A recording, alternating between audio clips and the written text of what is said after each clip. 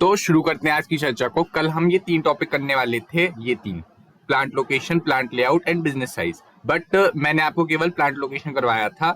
आज हम ये दो टॉपिक करने वाले हैं। वैसे मैं सोच तो कल ही रहा था, बट मेरी मतलब तबीयत थोड़ी ठीक नहीं थी एंड आपने देखा भी शायद, एनर्जी कल थोड़ी लो रही। आज हम ये दोनों चैप्टर कवर अप कर देंगे। देखो जरा, प्लांट लोकेशन। सबसे पहले तो एक चीज बता दूं, अगर आपको ये थ्योरी समझ में आई तो कर लेना, वरना अगर आप रट सकते हो तो रट लेना, वरना आप इसको ऑप्शन में निकाल दोगे, तो करने की ऐसी कोई खास जरूरत है नहीं। इसके अलावा ये वाली थ्योरी का भी मैं ये बोलूंगा, अगर आप कर सकते हो, बाकी टॉपिक अगर आपने कर रखे हैं और आप ये थ्योरीज को ऑप्शन में निकाल सकते हो, तो इस वजह से ज्यादा कुछ करने की जरूरत नहीं है, क्योंकि ये थ्योरी पिछली बार आ चुकी है, तो थोड़े से चांसेस हल्के से कम भी हो जाते हैं आने के। तो एक बार को चाहो तो छोड़ सकते हो। चलो आ जाओ आ जाओ आ जाओ। अब आते हैं प्लांट लेआउट पे। प्लांट लेआउट का मतलब होता है प्लांट का अरेंजमेंट या प्लांट का स्ट्रक्चर। प्लांट लेआउट का मतलब हो गया प्लांट का स्ट्रक्चर। मेरा प्लांट अंदर से कैसा है, मेरे प्लांट का स्ट्रक्चर कैसा है, उस चीज के बारे में हम बात करेंगे। क्योंकि आपने पढ़ा हो, आपके सब्जेक्ट का नाम है बिजनेस ऑर्गेनाइजेशन। ऑर्गेनाइजेशन का मतलब ही होता है अरेंज करना। ऑर्गेनाइजेशन का मतलब ही होता है स्ट्रक्चर क्रिएट करना। तो हम वही तो पढ़ेंगे यार चैप्टर में। तो प्लांट लेआउट की बात चल रही है। प्लांट लेआउट का मतलब हुआ मेरा जो प्लांट होगा, प्लांट मतलब ऐसी जगह जहां पर सामान बनता हो, जहां पर प्रोडक्शन होता हो, ऐसी चीज को मैं प्लांट बोलता हूं। तो जो मेरा प्लांट होगा उसका स्ट्रक्चर कैसे होगा, हम इस चैप्टर में तरह तरह के स्ट्रक्चर पढ़ेंगे। बहुत तरह के स्ट्रक्चर्स होते हैं, वो पढ़ेंगे। आपको कौन सा स्ट्रक्चर सूट करता है, आप उसके हिसाब से अपना स्ट्रक्चर चूज कर लेना। तो प्लांट लेआउट जो होता है उसमें हम ये दिखाते हैं कि किस तरह से स्ट्रक्चर आएगा, कहाँ से बिल्डिंग आएंगी, कहाँ से इक्विपमेंट आएंगे, कैसे प्रोडक्शन होगा। प्रोडक्शन एक लाइन से होगा, मतलब अगर सपोज मेरे को एक कार की मैन्युफैक्चरिंग प्लांट डालना है, तो कार यहाँ बनेगी, यहाँ बनेगी, मतलब ये फैक्ट्री हमारी। तो कार कहाँ बनेगी, यहाँ बनेगी, यहाँ बनेगी, यहाँ से यहाँ जाएगा सामान, या यहाँ से यहाँ जाएगा सामान, यहाँ से यहाँ जाएगा, यहाँ जाएगा। बस सामान कैसे फ्लो होगा, मतलब कार बनने के लिए कैसे कैसे फ्लो होगा। जैसे सपोज यहाँ पर कार बननी शुरू हुई, यहाँ पे कार का नीचे वाला हिस्सा बना, यहाँ पे असेंबली, कार की ऊपर वाली बॉडी बनी, यहाँ पे असेंबलिंग हो गई, यहाँ पर छोटे मोटे पुर्जे बन के कार रेडी हो गई। तो इस तरह का जो फ्लो होता है, मटेरियल का जो फ्लो होता है, उस फ्लो को हम पढ़ेंगे कि प्लांट लेआउट में किस तरह से फ्लो बनाया जाए। अब देखो, इसके अलावा और भी कई तरह के कॉम्बिनेशन हो सकते हैं। सपोज दैट मैं यहाँ पे एक और मशीन डाल दूं, फिर कार के पुर्जे यहाँ जाए, फिर ऐसे ऐसे करके आगे बढ़ते हैं। तो ये चीज डिपेंड करती है ऑर्गेनाइजेशन टू ऑर्गेनाइजेशन। आपको अपने हिसाब से चूज करना है कि किस तरह का स्ट्रक्चर आपको सूट करता है आपके प्रोडक्शन के लिए। तो उसके लिए आपको पता भी तो होना चाहिए किस तरह के स्ट्रक्चर मौजूद हैं आपके पास। तो बस इतनी बात है। आ जाओ देखो, अब प्लांट स्ट्रक्चर की जरूरत क्या पड़ गई। प्लांट स्ट्रक्चर या प्लांट लेआउट हम कब चूज करेंगे, जब मेरे को नया प्रोडक्ट बनाना हो, मतलब या तो नया प्रोडक्ट बनाना हो या अपने एग्जिस्टिंग प्रोडक्ट की डिजाइन चेंज करनी हो। जब मेरे को या तो नया प्रोडक्ट बनाना हो या अपने एग्जिस्टिंग प्रोडक्ट की डिजाइन चेंज करनी हो, ऐसी कंडीशन में मैं प्लांट लेआउट को चूज करूंगा। इसके अलावा देखो, जब मेरे को अपनी ऑर्गेनाइजेशन का एक्सपेंशन करना हो, मेरे को अपनी ऑर्गेनाइजेशन को आगे बढ़ाना हो, ऐसी कंडीशन में मैं प्लांट लेआउट को चूज करूंगा, अपना स्ट्रक्चर चूज करूंगा। सुनना, प्लांट स्ट्रक्चर का मतलब हुआ एक लेआउट, एक अरेंजमेंट, कि किस तरह से मटेरियल फ्लो होगा एक ऑर्गेनाइजेशन में। जैसे देखो, आपको दिखाऊं मैं, देखो देखो, ये रहा। जैसे सपोज ये रहा, मेरे को बनाना है कॉटन। कॉटन के लिए मैं क्या करूंगा, सबसे पहले टर्निंग करूंगा, फिर मिलिंग करूंगा, फिर ड्रिलिंग करूंगा। सॉरी, कॉटन नहीं, जिस चीज की इंडस्ट्री है, हाँ जो भी इंडस्ट्री है, पहले मैं इसकी टर्निंग कर लूंगा। टर्निंग के बाद वो कर एक सेकंड रुको रुको, दिखाता हूँ।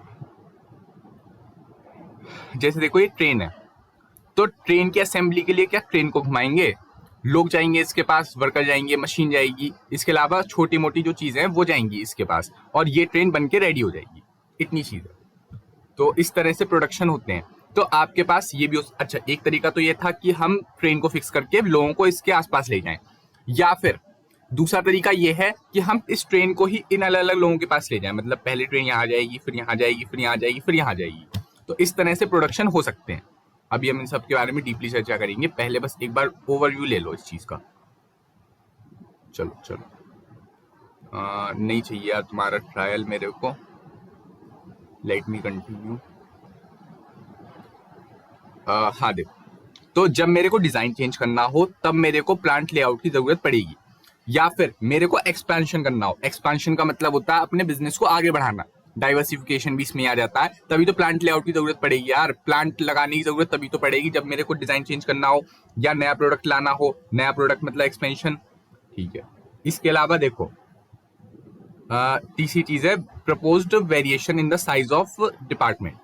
अगर मेरे को डिपार्टमेंट का साइज चेंज करना हो, ऐसी कंडीशन में मेरे को प्लांट लेआउट को लगाना पड़ेगा, साफ सीधी बात है।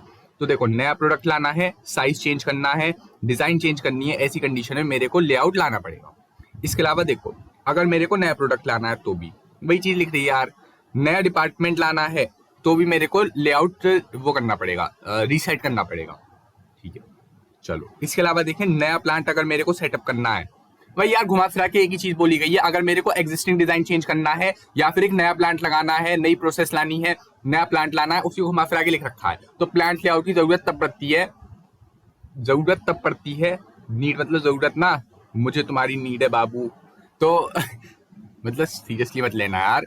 तो नीड का मतलब होता है जरूरत, तो जरूरत तब पड़ती है जब मेरे को या तो नई चीज लानी हो या एग्जिस्टिंग डिजाइन को चेंज करना हो। अब उसी को लैंग्वेज बदल बदल के लिख रखा है और कुछ नहीं, ठीक है। दूसरा देखो objective of plant layout. Plant layout के ऑब्जेक्टिव्स क्या क्या है, मतलब ऑब्जेक्टिव मतलब एम। प्लांट लेआउट हम क्यों बनाते हैं, तो एक तो देखो ओवरऑल सेटिस्फेक्शन के लिए, मतलब जितनी मेरी प्रॉब्लम्स हैं प्रोडक्शन रिलेटेड, उसका छुटकारा पाने के लिए। एक सेकंड, जो कंसर्न प्रॉब्लम्स है मेरी, उन कंसर्न प्रॉब्लम से छुटकारा पाने के लिए मेरे को प्लांट लेआउट की जरूरत पड़ती है। इसके अलावा जरूरत क्या पड़ी, मटेरियल हैंडलिंग के लिए। मटेरियल कैसे हैंडल होगा, मटेरियल कहाँ से आएगा, कहाँ को जाएगा, मटेरियल वेस्ट ना हो, मटेरियल का ऑप्टिमम यूटिलाइजेशन हो, इंटरनल ट्रांसपोर्टेशन कैसे होगा प्रोसेसेस में, ये इस चीज के बारे में प्लांट लेआउट हमसे बात करता है। तो प्लांट लेआउट का मतलब हुआ स्ट्रक्चर, कि मटेरियल फ्लो कैसे होगा, मटेरियल पहले यहाँ जाएगा, यहाँ जाएगा, यहाँ जाएगा या यहाँ जाएगा, किस तरह से प्रोडक्शन होगा। अभी देखो अगर आपको थोड़ा थोड़ा ऊपर से जा रहा है तो जब हम वो पढ़ेंगे टाइप्स ऑफ क्या बोलते हैं टाइप्स ऑफ लेआउट, तब आपको ये चीजें बिल्कुल क्लियर हो जाएंगी। देखो जरा, तो आपको इस तरह से इंटरनल ट्रांसपोर्टेशन करना है मटेरियल का, कि आपका जो मटेरियल हो वो कम से कम यूज हो और ज्यादा से ज्यादा आउटपुट बन सके। देखो घूम फिर के बात वहीं आ जाती है, कम रिसोर्सेज कम टाइम ज्यादा काम, कम रिसोर्सेज कम टाइम ज्यादा काम। इसके अलावा जो हमारी बॉटल नेक होती हैं, बॉटल नेक का मतलब होता है हर्डल्स, बॉटल नेक का मतलब होता है बाधाएं। जो हमारी बाधाएं हैं उनको दूर करना, उनको दूर करने के लिए इस तरह का लेआउट हम यूज करते हैं। इसके अलावा देखो should provide high work in process turnover.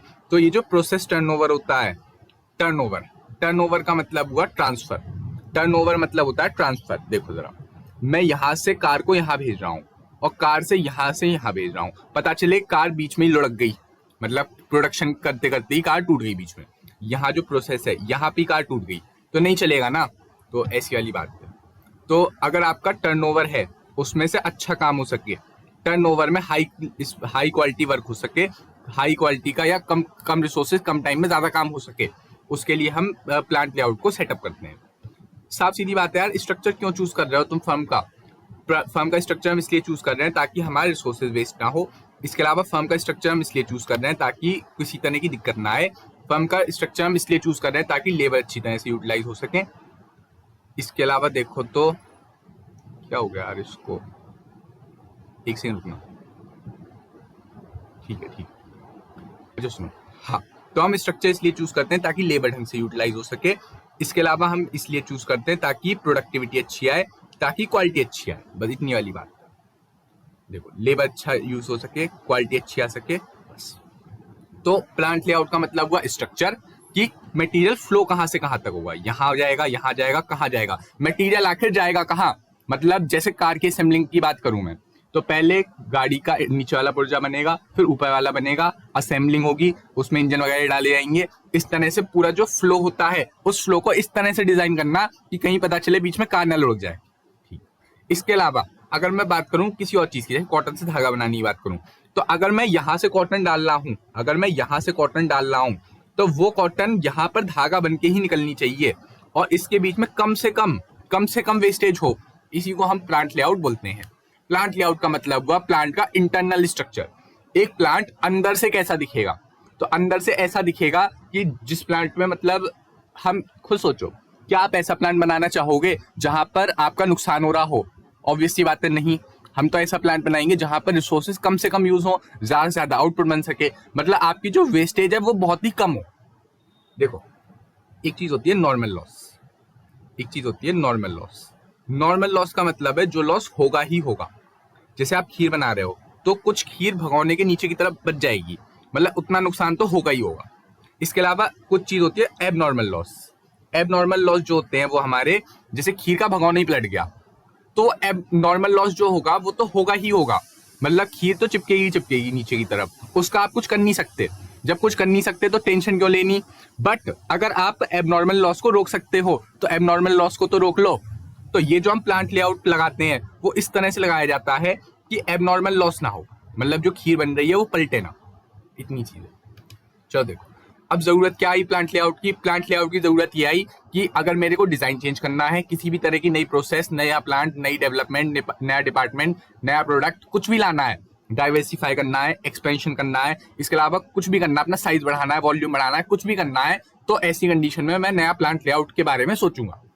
अब देखो, मैंने कुछ करा नहीं, मतलब मैं अभी बैठा हुआ हूँ अपने घर पर, ना मेरे को साइज बढ़ाना, ना मेरे को नया प्लांट लगाना, मेरी एग्जिस्टिंग चीजें भी बढ़िया चल रही हैं, तो मैं क्यों नया प्लांट सोचूंगा?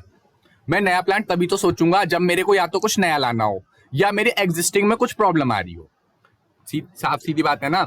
तो उसी से रिलेटेड सारे पॉइंट है, बस लैंग्वेज बदल रखा है, एक बार देख लेना। अब देखो, प्लांट लेआउट के ऑब्जेक्ट्स क्या क्या है? ऑब्जेक्ट्स का मतलब होता है एम, मतलब क्यों मैं प्लांट लेआउट लाऊं? प्लांट लेआउट इसलिए लाऊं ताकि मेरा वेस्टेज कम से कम हो। जब मैं सामान को घुमा रहा हूं यहाँ से वहां, जब मैं सामान को यहाँ से वहां घुमा रहा हूं, ऐसी कंडीशन में मेरा वेस्टेज जो है वो कम से कम हो। ठीक, साफ सीधी बात है। अब सुनो, एक तो वेस्टेज सबसे कम हो, ठीक है। वेस्टेज के अलावा जो इंटरनल ट्रांसपोर्टेशन है वो बहुत ही अच्छी तरह से हो सके। इंटरनल ट्रांसपोर्टेशन वही यार कि रिसोर्सेज यहाँ जाएंगे, फिर दूसरी प्रोसेस में जाएंगे, फिर तीसरी प्रोसेस में जाएंगे, तो इस तरह है कि जब प्रोसेस में ट्रांसफर हो रहे हैं तो उनका वेस्टेज कम से कम हो, मतलब मिनिमम वेस्टेज हो मेरे रिसोर्सेज का।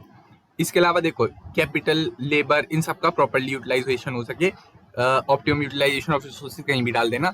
इसके अलावा जो टर्नओवर में लॉस होता है वो लॉस ना हो, ये जो टर्नओवर में लॉस होता है वो लॉस ना हो, बस इतनी बात है। इसके अलावा जो बॉटलनेक, हर्डल्स होते हैं बीच में, बनने के बीच में, जैसे सपोज मैंने क्या करा, एक प्लांट लगाया यहाँ, मैंने एक प्लांट लगाया यहाँ पर, देखो मेरा प्लांट बन गया, मेरा प्लांट बन गया। अब देखो, मैंने यहाँ पर अपनी मतलब यहाँ पर सपोज मैं अपना टूथपेस्ट बनाता हूँ, ठीक, और वो पैक होता है यहाँ पर, ठीक, पैक हो गया, उसके ऊपर के डिब्बे चढ़ते हैं यहाँ पर, ठीक है। अच्छा, उसके बाद वो जो स्टोर होता है वो स्टोर होता है यहाँ पर। तो पहले मटेरियल यहाँ गया, मतलब जो टूथपेस्ट था वो यहाँ गया, यहाँ जाकर फिर वो यहाँ गया, फिर यहाँ जाकर वो यहाँ गया। अब ऐसी कंडीशन में आप सोचो कितना काम बढ़ गया। अब मैं इससे अच्छा क्या करता कि यहाँ पर तो प्रोडक्शन करता, इस जगह पर, उसके ही साइड में मैं वो कर देता पैकेजिंग, उसके साइड पे मैं और ऊपर डिब्बा चढ़ा देता, यहाँ पर ही मैं स्टोर कर देता, तो मेरा काम इतनी जगह में हो जाता। तो देखो, इतनी जगह फालतू भी लगी मेरे पास, इतनी फालतू भी तो लगी, इस जगह का रेंट जाएगा, तो इस वजह से मेरे को बड़ी जगह लेनी पड़ेगी, बड़ी जगह का रेंट जाएगा, तो एक नुकसान ये हो गया, ठीक। दूसरी चीज आप ये देखो कि यहाँ पर लोगों को कितनी दिक्कत आएगी सामान को इधर से उधर ले जाने के लिए, या लोग नहीं लगाते हो, ऑटोमेटिक मशीन लगाते हो, तो उसमें बिजली का खर्चा लगेगा। बट यहाँ देखो, यहाँ पे देखो कितना छोटा सा गैप है, यहाँ पर जो गैप लाएगा उसमें ना ही खर्चा लगेगा, ना ही ज्यादा मेहनत लगेगी। तो टाइम और एफर्ट दोनों बचाने अपने को, टाइम एफर्ट ये कम लगे, काम ज्यादा हो, कम रिसोर्सेस कम टाइम ज्यादा काम, ये किसी भी ऑर्गेनाइजेशन का मेन एम होता है, ठीक है। देखो सुनो, हाँ, तो इतनी वाली बात है कि अपने को इस तरह से प्रोडक्शन प्लान करना है कि रिसोर्सेस कम से कम लगे और फायदा मैक्सिमम हो, रिसोर्सेस कम से कम लगे और फायदा मैक्सिमम हो। या मैं रिसोर्सेस लगा रहा हूं तो इस तरह से लगाऊंगा कि उनमें ट्रांसफर करने में कम से कम नुकसान हो। जैसे यहां से यहां तक जाने में हो सकता है मेरी गाड़ी पलट जाए, बट यहां से यहां तक देखो कितनी छोटी जगह, यहाँ पे गाड़ी पलटने के चांसेस नहीं है, ये वाली चीज है। या हो सकता है मैं यहाँ से यहाँ तक टूथपेस्ट भेज रहा हूँ, पैक वैसा खाली टूथपेस्ट भेज रहा हूँ बना बनाया, और हो सकता है यहाँ पर ही कोई बीच में टूथपेस्ट चुरा ले जाए, यहाँ पे चुराने के चांसेस कम हो जाते हैं। या हो सकता है यहाँ पर हो सकता है बीच में चिपक जाए टूथपेस्ट, बट यहाँ पर चांसेस कम हो जाते हैं इसके। बस इतनी चीज की बात करी गई है और कुछ नहीं।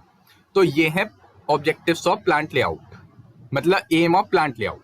प्लांट लेआउट हम क्यों बनाएं? तो प्लांट लेआउट हम इसलिए बनाएं ताकि हमारी प्रॉब्लम सेटल हो जाए, ताकि इंटरनल ट्रांसपोर्टेशन में किसी तरह की दिक्कत ना आए, इसके अलावा टर्नओवर ना हो, मतलब टर्नओवर में कोई लॉस ना हो, किसी तरह की कोई दिक्कत ना आए, वह इसलिए प्लांट लेआउट बनाते हैं। एक बार उसने नजर मान लेना, हो गया काम। चलो आगे देखो। अब देखो प्लांट लेआउट के फायदे क्या है। पहली बात तो इकोनॉमीज। इकोनॉमीज का मतलब होता है फायदा। ये कॉन्सेप्ट इकोनॉमीज ऑफ स्केल से लिया गया है, जो मैं अभी डिस्कस कर नहीं सकता, ये बहुत बड़ा कॉन्सेप्ट है, बट आप इतना समझो इकोनॉमीज का मतलब होता है फायदा। तो फायदा आ जाता है हैंडल करने में प्रोडक्ट को। देखो मैंने आपसे बोला ना, टर्नओवर में लॉस नहीं होता, प्रोसेस टर्नओवर में लॉस नहीं होता, मतलब एक प्रोसेस से दूसरी प्रोसेस में ट्रांसफर करने पर लॉस नहीं होता। इसके अलावा देखो सेटिस्फेक्शन हो जाता है हमारी सारी प्रॉब्लम्स का, सारी प्रॉब्लम्स को खत्म कर दिया जाता है। अच्छा, मैं ना इन्हें सिंप्लीफाई करके, इन नोट्स को सिंप्लीफाई करके अगले वीडियो के साथ उसके डिस्क्रिप्शन में डाल दूंगा, मैं लिंक डाल दूंगा, वहां से आप डाउनलोड कर लेना। मैं लैंग्वेज चेंज कर दूंगा, इसकी लैंग्वेज में बहुत ही सिंपल करके आपको इस तरह दे दूंगा कि आप इसे पढ़ो तो आपको समझ आ जाए। ठीक, चलो। तो आपको फायदा मिल जाएगा हैंडलिंग करने में, मतलब आप प्रोडक्ट को आसानी से हैंडल कर सकते हो। इसके अलावा आप अपना जो डाटा है, डाटा मतलब एक तरह से रिसोर्सेज मानो, तो उस रिसोर्स को आप आसानी से यूटिलाइज कर सकते हो। इसके अलावा आप प्रोडक्शन में जो डिले होते हैं उन्हें आसानी से रोक सकते हो। देखो अगर मैं यहाँ से यहाँ तक सामान भेजता, यहाँ से यहाँ तक मैं सामान भेजता, फिर यहाँ से मैं यहाँ भेज रहा हूँ, फिर मैं वहां भेज रहा हूँ, कितनी देर लगेगी यार, यहाँ से यहाँ जाने में घंटे लग जाएंगे। यहाँ पर देखो, यहाँ पर कितना कम टाइम लगेगा, यहाँ पे डिले रुक जाएंगे मेरे प्रोडक्शन के। और यही ऑब्जेक्टिव भी होता है प्लांट लेआउट का। अगर देखो ऑब्जेक्टिव आपसे पूछे तो आप एडवांटेज ही लिख दो कि ये क्या करता है, डिले रोकने में काम करता है। ऑब्जेक्टिव का मतलब होता है मेन एम क्या है। एम ये है कि हम डिले रोकना चाहते हैं, एम ये है कि हम डिले रोकना चाहते हैं, एम ये है कि मैं अवेलेबल डाटा का यूज करना चाहता हूँ, एम ये है कि मेरे को हैंडलिंग में इकोनॉमी मिले, हैंडलिंग में फायदा मिले, हैंडलिंग इसका मटेरियल का, जो मैं मटेरियल रख रहा हूँ उसमें मेरे को फायदा मिले। क्वालिटी कंट्रोल, ये जो मेरा क्वालिटी कंट्रोल है इसमें मेरे को फायदा मिले। इसके अलावा जो प्रोडक्शन प्रोसेस है वो इम्प्रूव हो जाए, जो मेरी प्रोडक्शन प्रोसेस है वो इम्प्रूव हो जाए, इतनी चीज है। इसके अलावा देखो मिनिमम इक्विपमेंट इन्वेस्टमेंट, मेरे को कम से कम मशीन खरीदनी पड़े। अब देखो इसका एग्जांपल, मेरे को मशीन वगैरह थोड़ी कम खरीदनी पड़े, इसका एग्जांपल देखना जरा। देखो देखो देखो, यहाँ यहाँ यहाँ और यहाँ, ये मेरा पहला वाला लेआउट है, मतलब ये मेरा प्रोडक्ट 1 है, ये है मेरा प्रोडक्ट 1 और ये है मेरा प्रोडक्ट 2, ये है मेरा प्रोडक्ट 2। ठीक, ये मान लो इसका रॉ मटेरियल, ये मान लो इसका रॉ मटेरियल, ये मानो इसकी मशीन 1 और ये मानो इसकी मशीन 2 और ये 3, ये मशीन 2, हाँ मशीन 2 और ये मशीन 3 मान लो आप। और ऐसे इसका, इससे भी मशीन 1 और इससे मशीन 2। अब आपको नहीं लगता कि ये मशीन दो बार आ गई, यहाँ पे भी आ गई और यहाँ पे भी आ गई नीचे की तरफ, तो हम क्या करेंगे, रॉ मटेरियल का ऐसा काम कर देंगे कि इसे यहाँ से डालो तो यहाँ पे होते हुए ये यहाँ चला जाए और फिर ये यहाँ जाकर प्रोसेस हो जाए। और इसके लिए ये जो नीचे वाला है, इसके लिए मैं क्या कर दूंगा, इसे मैं यहाँ से यहाँ पे कनेक्ट कर दूंगा सीधे, और ये यहाँ जाएगा और फिर यहाँ से ये निकल के सीधा यहाँ चला जाया करेगा स्टोर रूम में। समझ गए? तो ये सीन है। तो ये 2 मशीन का काम रुक जाएगा, मतलब इन 2 मशीन की जो नीड है वो खत्म हो जाएगी, ये वाली 2 मशीन। तो इस तरह से मैं अपने प्रोडक्शन को प्लान कर सकता हूँ। तो जो प्लांट लेआउट है मेरा, उससे क्या होगा कि मेरे को इन्वेस्टमेंट थोड़ी कम करनी पड़ेगी। जो ये मशीन है, इन मशीन का खर्चा बचा, ये 2 मशीन जो है इनका खर्चा बच गया, तो ये मेरे को कम खरीदनी पड़ेगी। इसके अलावा बेटर प्रोडक्शन कंट्रोल, मेरा जो प्रोडक्शन कंट्रोल होगा वो बढ़िया रहेगा। अच्छा, अगर मैं इसको ऑब्जेक्टिव के तौर पे लिखता तो कैसे लिखता कि मेरा एम ये है कि मैं प्रोडक्शन को कंट्रोल कर पाऊं। देखो आपको बोलना वही है बट थोड़ी सी लैंग्वेज चेंज करनी है। मेरा एम ये है, मतलब अगर मैं आपको इन्हें ऑब्जेक्टिव में लिखवाऊं तो ऑब्जेक्टिव में आप ऐसे लिख दोगे कि it develops economies in handling. तो आपको ये लिखना है कि इट इंश्योर्स या इट हेल्प्स। अगर आप ऑब्जेक्टिव लिख रहे हो तो ये हेल्प करता है या मतलब ये इंश्योर करता है कि हैंडलिंग ऑफ डाटा हो जाए, मतलब डाटा बोल रहा हूँ, मतलब जो रिसोर्सेज हैं मेरे वो हैंडल हो जाए, जो मटेरियल है वो हैंडल हो जाए। इसके अलावा प्रोडक्शन में डिले ना हो, इसके अलावा क्वालिटी कंट्रोल हो जाए, इसके अलावा प्रोडक्शन प्रोसेस अच्छी तरह से हो जाए। इसके अलावा उसका एम ये है कि हम इन्वेस्टमेंट कम करनी पड़े, मतलब इन्वेस्टमेंट कम करनी पड़े, मशीन वगैरह कम खरीदनी पड़े। इसके अलावा प्रोडक्शन कंट्रोल हो जाए। सुपरविजन, सुपरवाइज भी आप अच्छी तरह से कर सकते हो। मतलब मैं देखो यहाँ पर मेरे को देखना कितना आसान पड़ेगा अगर मैं स्ट्रक्चर सेट कर दूं। देखो अगर मेरी फर्म में कोई स्ट्रक्चर ही नहीं है, अगर मेरी फर्म में कोई स्ट्रक्चर ही नहीं है या मेरे प्लांट में कोई स्ट्रक्चर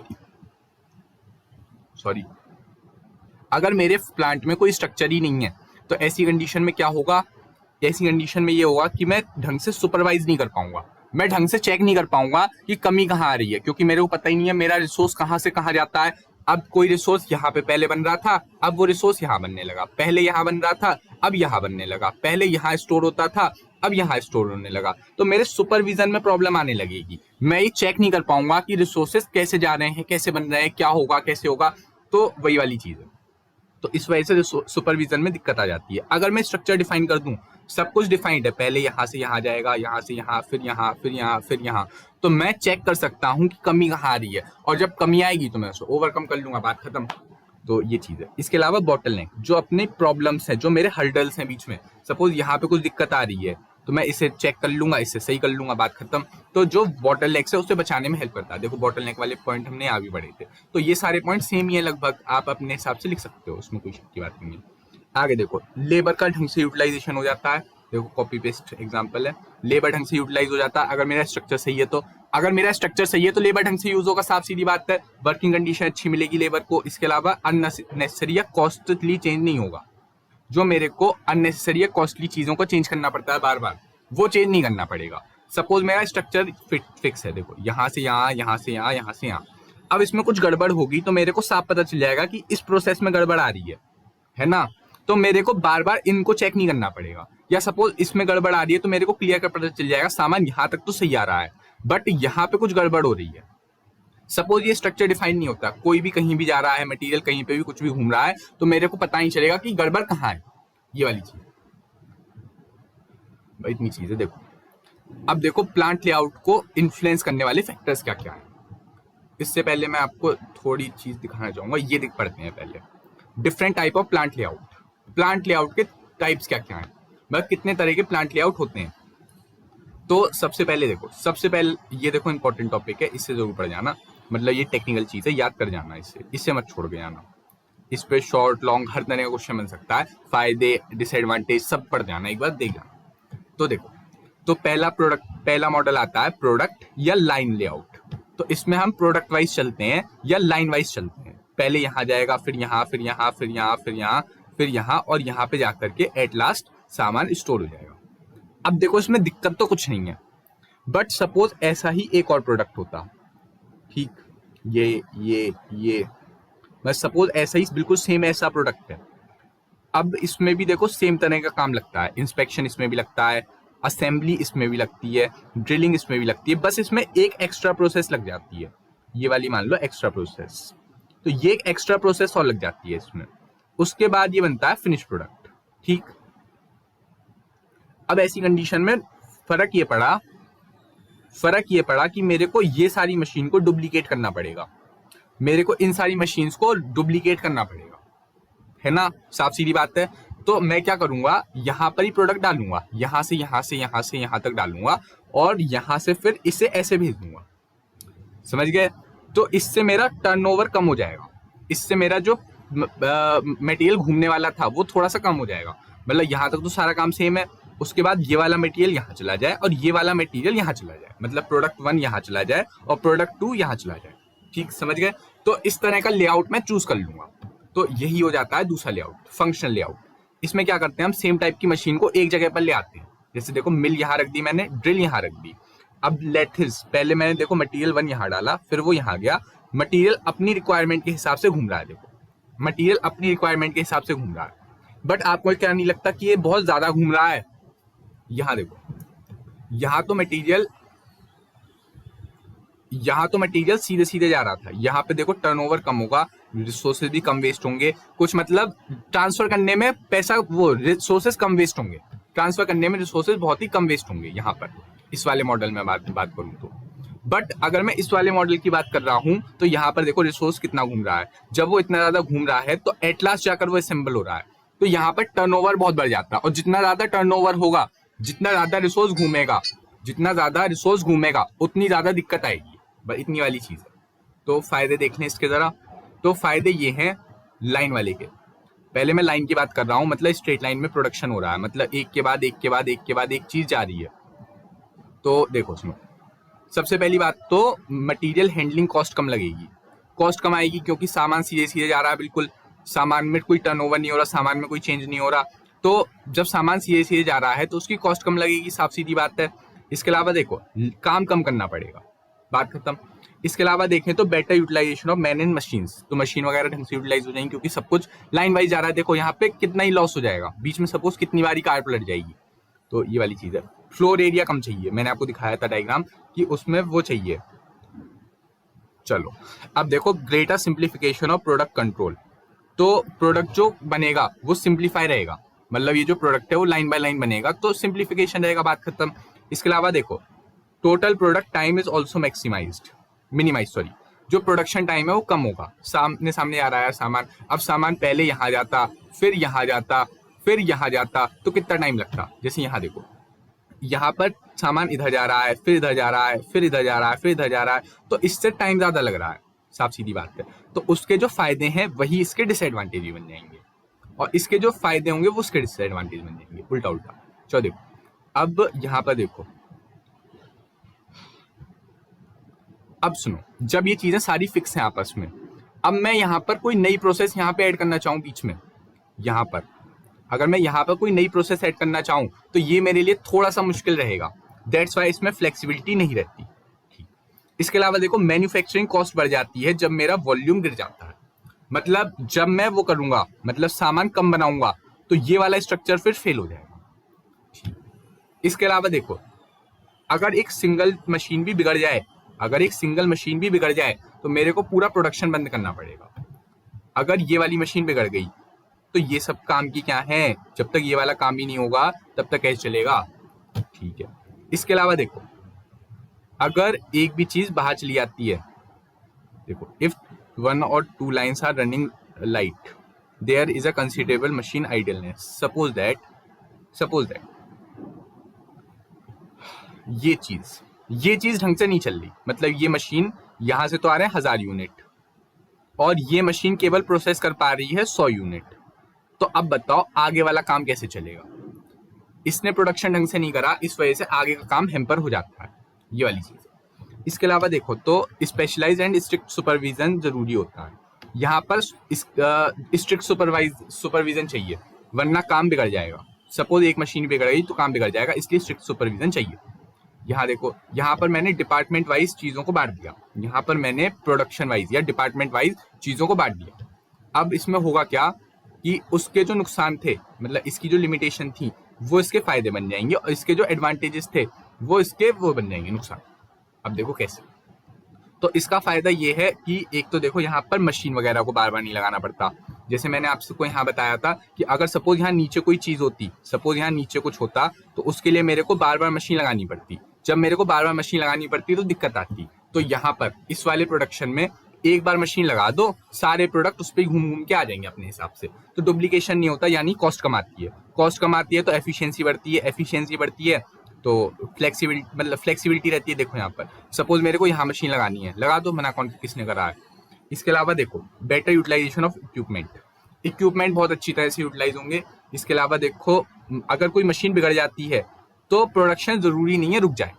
जैसे देखो सपोज ये वाली मशीन खराब हो गई, तो हम क्या करेंगे, बाकी तो प्रोडक्शन चलता रहेगा। जैसे देखो 4 वाली यूनिट है, वो तो इसमें आई नहीं रही, तो प्रोडक्शन उसका चलता रहेगा, बाकी प्रोडक्शन एक बार को रुक जाए, बट थोड़ा बहुत प्रोडक्शन चलता रहेगा। बट अगर यहाँ पर ये वाली मशीन बिगड़ गई तो उसका प्रोडक्शन पूरी तरह से रुक जाएगा।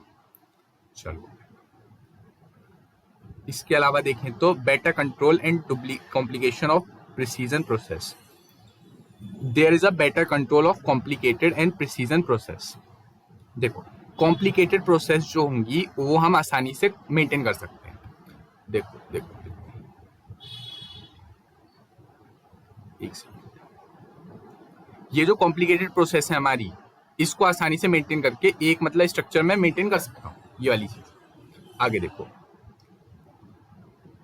बट यहाँ पे दिक्कत क्या आ रही है, इस प्रोडक्शन में दिक्कत क्या आ रही है, इस टाइप के लेआउट में दिक्कत क्या आ रही है? इस टाइप के लेआउट में दिक्कत ये आ रही है मेरे भाई और उनकी बहनों, देखो इस टाइप के प्रोडक्शन में दिक्कत ये आ रही है कि मटेरियल को बहुत घूमना पड़ रहा है। देखो यहाँ से यहाँ गया, फिर यहाँ से यहाँ गया, फिर यहाँ से यहाँ गया, फिर यहाँ गया, तो मटेरियल को घूमना पड़ रहा है। सपोज ये सीधा होता है तो इतना हिस्सा जाता बस, तो देख सकते हो मटेरियल घूमना बहुत पड़ रहा है। जब मटेरियल घूमेगा तो दिक्कत आएगी, मटेरियल घूमेगा तो मतलब लॉन्ग मटेरियल फ्लो होगा, इस वजह से एक्सपेंसिव हो जाएगा। इसके अलावा लॉन्ग डिस्टेंस पे जाएंगे तो लॉस के चांसेस बढ़ जाते हैं। इसके अलावा बॉटल नेक आ जाती है, मतलब प्रॉब्लम्स आ जाती हैं। अगर वो ज़्यादा घूमेगा तो ज़्यादा एरिया चाहिए क्योंकि दूर दूर जा रहा है मटीरियल। इसके अलावा इनडेफिनिट लाइन्स हो सकता है मटीरियल यहाँ ना जाए। अब देखो देखो देखो देखो मस्त बात, देखो समझो, सपोज दैट मटीरियल क्या करे, पहले तो यहां जाए, फिर हो सकता है वो यहां जाने की बजाय यहां चला जाए। कितनी बड़ी गड़बड़ हो जाएगी समझो। मटेरियल को यहां जाना था और फिर यहां जाना था, ये जो 3 नंबर का मटेरियल है इसे यहां जाना था और फिर यहां जाना था, बट ये यहां ना जाकर के यहां चला गया। सपोज कितनी बड़ी दिक्कत हो जाएगी। तो ये चीज लिखी गई है कि वो फ्लो में ना आ जाए, तो ऐसे वाली बात है। अब देखो अगला वाला, ये है फिक्स्ड पोजीशन लेआउट। इस फिक्स पोजीशन लेआउट में हम क्या करेंगे, कोई बड़ी सी चीज होगी, उस बड़ी सी चीज को एक जगह खड़ा करो। अभी तक हमने क्या करा था, अभी तक जो ऊपर दो लेआउट थे, इसमें हम सामान को भेज रहे थे यहां से वहां।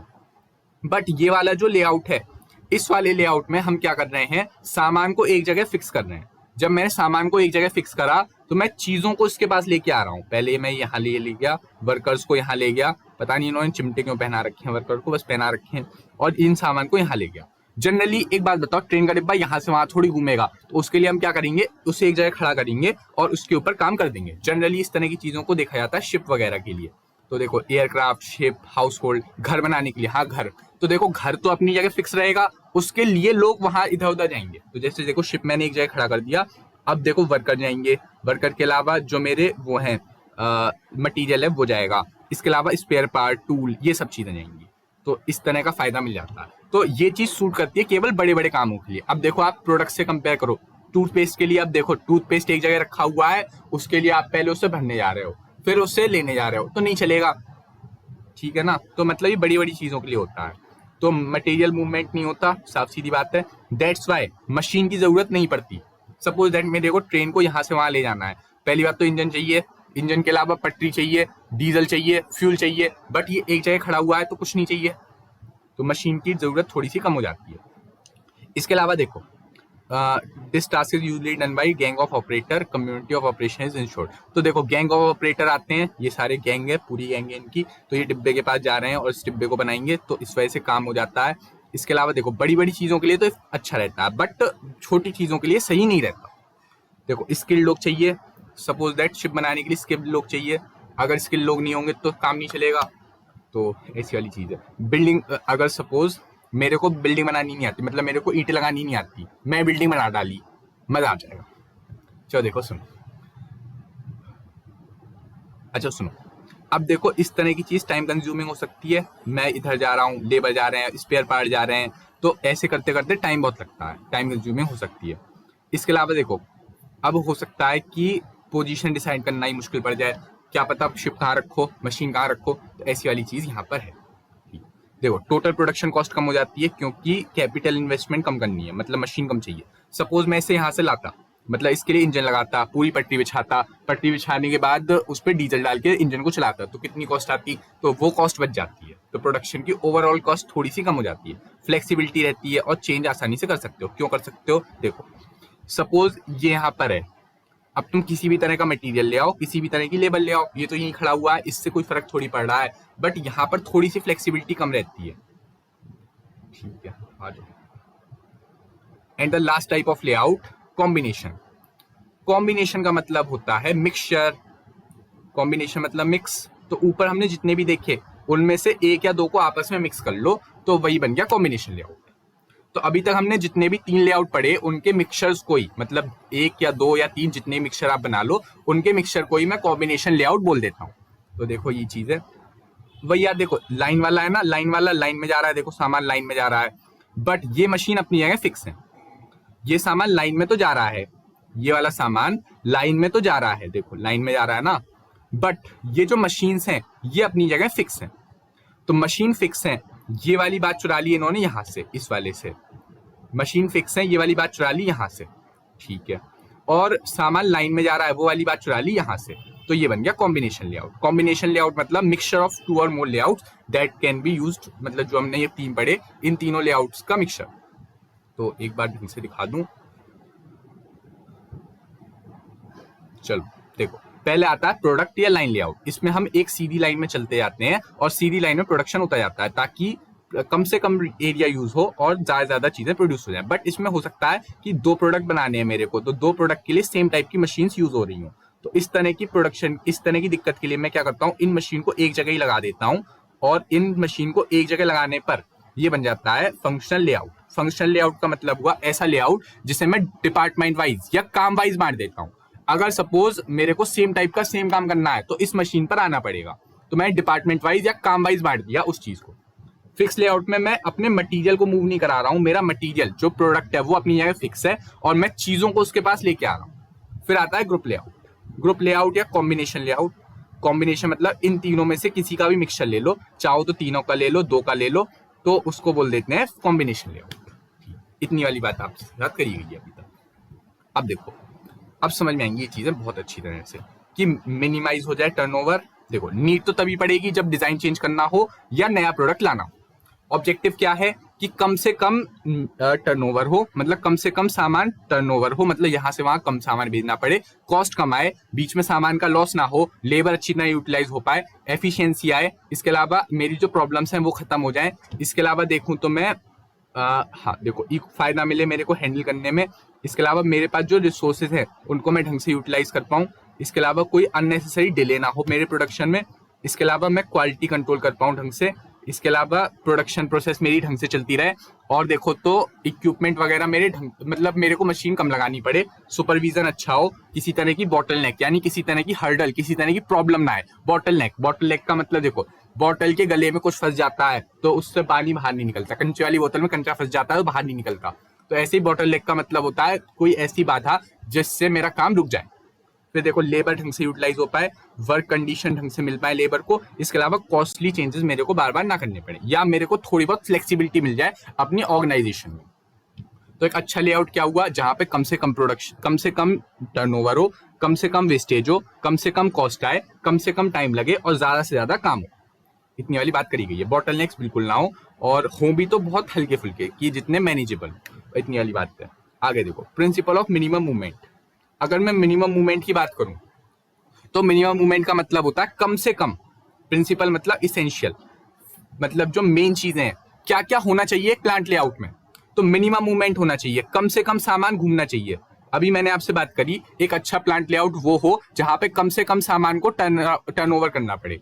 जहां पे जितना कम टर्नओवर होगा वो प्लांट लेआउट उतना अच्छा होगा। तो टर्नओवर को आपको मिनिमाइज करने पर ध्यान देना है, क्योंकि जितना ज्यादा प्लांट में सामान घूमेगा उतना ज्यादा लॉस के चांसेस बढ़ते जाएंगे। जितना ज्यादा सामान घूमेगा उतने ज्यादा लॉस के चांसेस बढ़ते जाएंगे। इसी वजह से मिनिमम मूवमेंट करना है आपको, कम जितना कम हो सके उतना कम आपको मूवमेंट रखना है सामान का, ठीक है। इसके अलावा देखो, फ्लो जो होना चाहिए वो कंटिन्यूअस होना चाहिए।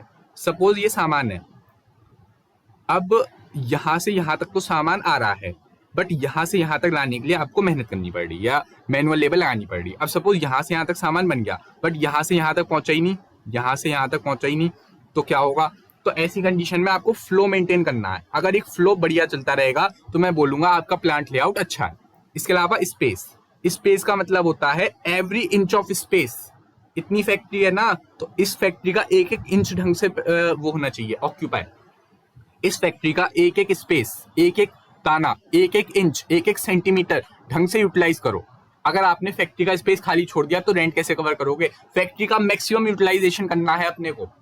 देखो, आपका मेन एम क्या है, मैक्सिमम यूटिलाइजेशन करना है अपने को रिसोर्सेज का, ताकि कम कॉस्ट कम टाइम में ज्यादा काम हो सके और कम रिसोर्सेज में भी, ठीक है। देखो, अब देखो, सेफ्टी बना के रखनी है वर्कर्स की। ऐसा ना हो कि मशीन एक के ऊपर एक है, आग लग गई, सारी मशीन जल गई, पूरी फैक्ट्री जल गई, सब मर गए, ऐसा कुछ नहीं होना चाहिए। या ऐसा ना हो कि आपकी गैस ही लीक हो जाए। No Bhopal was harmed. देखो अब फ्लेक्सिबिलिटी की बात करूं मैं। फ्लेक्सिबिलिटी, आपके ऑर्गेनाइजेशन में फ्लेक्सिबिलिटी होनी चाहिए। मतलब अगर सपोज ये 4 मशीन मैंने लगा रखी हैं, तो यहाँ पर 5वीं मशीन लगाने की भी जगह होनी चाहिए, यहाँ पर 5 बीच में एक मशीन लगाने की भी जगह होनी चाहिए, ताकि कल को जाकर कोई चेंज करना पड़े आपको तो उस चेंज में दिक्कत ना आए। सपोज आपने फ्लेक्सिबिलिटी नहीं रखी और यहाँ पे एक मशीन लगानी पड़ गई, यहाँ पर तो आप नहीं लगा पा रहे हो, वो इतनी बड़ी मशीन है वो आई नहीं रही, तो ऐसी कंडीशन नहीं होनी चाहिए। आपका प्रोडक्शन रुक जाएगा, आपको पूरा रीलोकेशन करना पड़ेगा, मतलब री इंजीनियरिंग करनी पड़ेगी। सोचो पूरी प्रोसेस दोबारा लगानी पड़ेगी एक सिंगल मशीन की वजह से, तो ऐसी वाली गड़बड़ ना हो जाए। इसके अलावा इंटरडिपेंडेंस, अगर कोई दो प्रोसेसेस एक दूसरे पर इंटरडिपेंडेंट हैं, सपोज ये वाली प्रोसेस है और एक ये वाली प्रोसेस है, ये दोनों आपस में डिपेंडेंट हैं और इन्हें आपने इतनी दूर दूर रखा है, बीच में 2 प्रोसेसेस और आ रही हैं और इनको बाद में करना है, तो आपको पहले यहाँ भेजना पड़ता है, फिर सामान यहाँ से यहाँ आता है। तो ऐसा ना करो कि इन दोनों को आप साथ साथ रख दो, इन दोनों को आप साथ साथ रख लो यहाँ पर इस तरह से। अब इन दोनों को साथ साथ रख लोगे तो काम इजी पड़ जाएगा। तो ये वाली बात करी गई, जो चीजें इंटरडिपेंडेंट हैं, जो प्रोसेसेस इंटरडिपेंडेंट हैं, उन्हें आप साथ में रखो। इसके अलावा इंटीग्रेशन, आपको इस तरह से जोड़कर रखना है कि आपकी जो ओवरऑल कॉस्ट है या ओवरऑल जो आपका वो है प्लांट, वो पूरी तरह से काम कर पाए। इसके अलावा आपको कम से कम पैसा डालना पड़े, कम से कम मशीन खरीदनी पड़े। इसीलिए तो हमने ये वाला स्ट्रक्चर पढ़ा था। देखो ये वाला, ये इसीलिए तो हमने ये वाला स्ट्रक्चर पढ़ा था कि यहाँ पे आपको मशीनें कम खरीदनी पड़ रही थी, एक ही मशीन में आपके 3 प्रोडक्ट बन रहे थे। तो ये वाली चीज का आप थोड़ा ध्यान रखना, ठीक है। तो मिनिमम इन्वेस्टमेंट करनी पड़े, मिनिमम मूवमेंट हो, फ्लो बना रहे मटेरियल का, स्पेस पूरी तरह से यूटिलाइज हो, सेफ्टी बनी रहे और फ्लेक्सिबिलिटी आती रहे। तो ऐसी कंडीशन में मैं बोलूंगा कि आपका प्लांट लेआउट अच्छा है, या इन बातों का ध्यान रखते हुए आपको प्लांट लेआउट सेटअप करना चाहिए। प्रिंसिपल मतलब बेसिक रूल्स, वो कोर प्रिंसिपल या कोर चीजें जिनके बेसिस पर आप अपना प्लांट लेआउट डिसाइड करते हो, उसके हम बोलेंगे प्रिंसिपल या इसेंशियल्स। तो ये सारे इसेंशियल्स आ जाते हैं, ठीक। अब देखो लास्ट टॉपिक, आपको किन किन बातों का ध्यान रखना है। फैक्टर इन्फ्लुएंसिंग प्लांट लेआउट, मतलब ये इन फैक्टर का असर पड़ेगा, इनका असर पड़ेगा, इनका असर पड़ेगा प्लांट लेआउट को डिसाइड करते वक्त इन फैक्टर्स का असर पड़ेगा। ये वाली चीज यहां पर बोली गई है। तो देखो किन किन चीजों का फर्क पड़ेगा। एक तो आपकी प्लांट की लोकेशन का, अगर आपकी प्लांट की लोकेशन ही अलग जगह पर है तो आपका लेआउट अलग होगा, मतलब लोकेशन पर डिपेंडेंट है। जैसे आपको सपोज कम जगह है तो उस हिसाब से प्लांट लेआउट सेट करना पड़ेगा, ज्यादा जगह है तो उस हिसाब से प्लांट लेआउट सेट करना पड़ेगा। इसके अलावा आपका प्रोडक्ट कैसा है, अगर आपके प्रोडक्ट में 7 प्रोसेसेस लगती हैं तो आपको 7 प्रोसेस वाला प्लांट सेटअप करना पड़ेगा। बट आपकी जो प्लांट है, आपके प्लांट में प्रोसेसेस ही 3 है तो उस हिसाब से प्लांट सेटअप करोगे। तो नेचर और प्रोडक्ट पर डिपेंडेंट है, आपका प्रोडक्ट है किस टाइप का, आपके प्रोडक्ट में बात क्या है, जान क्या है। तो इन चीजों का फर्क पड़ेगा। किन चीजों का फर्क पड़ेगा, एक तो पहले तो प्लांट की लोकेशन का, लोकेशन से ऐसे फर्क पड़ेगा कि यार क्या हो जाता है ना, हाँ, प्लांट की लोकेशन का फर्क ये पड़ेगा कि एक तो देखो आपके पास जगह कितनी है, जगह के अलावा आसपास का एरिया कैसा है, उस हिसाब से आपको अपना वो सेटअप करना पड़ेगा प्लांट। तो आपके पास अगर जगह कम होगी तो उस हिसाब से सेटअप करोगे। इसके अलावा नेचर ऑफ प्रोडक्ट, अगर आपका प्रोडक्ट ही बहुत लंबा चौड़ा है, उस लंबे चौड़े प्रोडक्ट के लिए लगती है 20 प्रोसेसेस, तो 20 तरह का प्लांट सेटअप करना पड़ेगा। अगर आपके प्रोसेस में एक ही प्रोसेस में बन जाता है तो एक मतलब छोटा सा प्लांट सेटअप करना पड़ेगा। इसके अलावा टाइप ऑफ इंडस्ट्री, ये भी इससे जुड़ा हुआ है कि आपकी इंडस्ट्री का टाइप क्या है, उस हिसाब से आपको चूज करना पड़ेगा। प्लांट का एनवायरमेंट, देखो प्लांट के अंदर आपको एनवायरमेंट कैसा देना है। एनवायरमेंट इन द सेंस की, जैसे देखो हमने बात करी थी सेफ्टी की, वर्कर की सेफ्टी की हमने यहाँ पे बात करी थी। देखो आपके साथ वर्कर की सेफ्टी वाली बात करी थी, तो वर्कर को सेफ्टी प्रोवाइड करनी है आपको। ऐसा ना हो कि मशीन साइड बाई साइड रखी हो, वर्कर बीच में मशीन के आगे कट रहा है, तो ऐसा कुछ काम ना होना चाहिए। तो मशीन का जो एनवायरमेंट है वो सही होना चाहिए। मशीन में ऐसा ना हो आग लग जाए, सारे वर्कर मर जाएं, या वर्कर मशीन के बीच में आ जाए तो भी दिक्कत आ जाएगी। तो मतलब और भी बहुत सारी चीजें हैं, वर्कर को किसी तरह का नुकसान ना हो। तो एनवायरमेंट आपका जिस टाइप का रखना है आपको, उस हिसाब से आप प्लांट लेआउट को सेटअप करोगे। तो इन चीजों का फर्क पड़ेगा। किन चीजों का फर्क पड़ेगा, प्लांट की लोकेशन का, प्रोडक्ट के नेचर का, इंडस्ट्री का। इसके अलावा प्लांट के अंदर के एनवायरमेंट का फर्क पड़ेगा। इसके अलावा स्पेटियल रिक्वायरमेंट, स्पेटियल रिक्वायरमेंट का मतलब होता है, देखो गूगल करता हूँ, भूल गया, अबे पावर पॉइंट तो खुला है, अबे अबे अबे अबे स्पेटियल रिक्वायरमेंट क्या होता है यार, एक सेकंड रुको बस, एक second. Spatial, spatial meaning, spatial का मतलब होता है कनेक्टेड विद साइज और position and area of something. ना याद नहीं आया, छोड़ो, ये वाला पॉइंट देख रहे हैं या मैं दिखवा दूंगा, कल बता दूंगा, छोड़ो। अब देखो रिपेयर एंड मेंटेनेंस, तो आपको रिपेयर एंड मेंटेनेंस की फैसिलिटी रखनी है। सपोज दैट मैंने मशीन को ऐसे रख लिया, मशीन्स को मैंने ऐसे रख लिया, एक सेकंड को रख रहा हूं। सपोज दैट मैंने मशीन्स को ऐसे रख लिया, एक ये रही, एक ये रही। अब इनको रिपेयर करने के लिए मेरे को इन्हें पूरा उठा के अलग करना पड़ता है। सोचो कितनी मेहनत लगेगी। मशीन आप ऐसे मत समझना कि छोटी सी मशीन है उसे मैंने उठा के ऐसे रख दिया तो गड़बड़ हो गई। यहाँ पे बहुत बड़ी बड़ी मशीनों की बात चल रही है। आपने कभी देखना किसी भी फैक्ट्री का वो सर्च कर लेना यूट्यूब वगैरह पर, इतनी बड़ी बड़ी मशीनें होती हैं, उठाने में करोड़ों लग जाते हैं यार। तो रिपेयर मेंटेनेंस के लिए बार बार उठाना ना पड़े मशीन को, इस तरह से मशीन सेटअप करो कि रिपेयर और मेंटेनेंस के लिए मशीन को बार बार चेंज ना करना पड़े। देखो ये चीजें जो होती हैं, ये जो अपनी स्टडीज वगैरह है, ये लोग पढ़ाते हैं बड़ी बड़ी कंपनीज के हिसाब से, क्योंकि देखो छोटा वाला तो आप मैनेज कर ही लोगे, उसमें कोई शक की बात नहीं है। हम जो मेजर चीजें पढ़ते हैं वो बड़ी बिजनेस के पॉइंट ऑफ व्यू से पढ़ते हैं। इसके अलावा देखो बैलेंस, आपके ऑर्गेनाइजेशन में एक इस तरह का बैलेंस रहना चाहिए कि किसी तरह की कोई दिक्कत ना आए, मतलब जो रिसोर्सेज हैं वो पूरी तरह से यूटिलाइज हो। आपके ऑर्गेनाइजेशन में एक ओवरऑल बैलेंस डेवलप होना चाहिए। एक ओवरऑल बैलेंस अगर आपके ऑर्गेनाइजेशन में होगा तो ही काम चलेगा। इसके अलावा देखो मैनेजमेंट की पॉलिसी भी असर डालती है कि आपका लेआउट कैसा हो।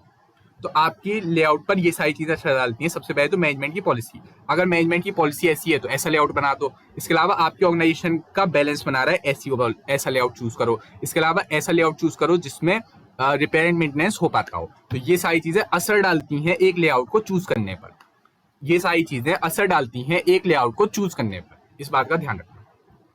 तो ये वाली चीज है। चलो एक बार शॉर्ट में दिखा देता हूं। सबसे पहले तो हमने पढ़ा प्लांट लेआउट। लेआउट का मतलब होता है अरेंजमेंट या स्ट्रक्चर।